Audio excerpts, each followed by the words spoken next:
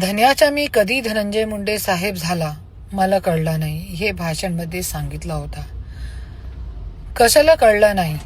त्याच्यासाठी कळलं नाही की मी 18 तास तुझ्यासाठी तपस्या करत होती. सगळं विसरून, आपल्या मुला बाळा सगळं विसरून तुझ्यासाठी तपस्या करत होती. त्याच्यासाठी तुला कळलं नाही. तुझ्या संघर्षाचा काळपल तुला कळू दिला नाही त्याच्यासाठी. पण जोपर्यंत तू माझ्या सोबत होता, धनंजय मुंडे साहेब झाला. पण जोपर्यंत मला सोडला, परत धनंजय मुंडे साहेब पासून धन्या झालेला आहे. आणि तुला आता परत मंत्रीपद पाहिजे नाही भेटणार.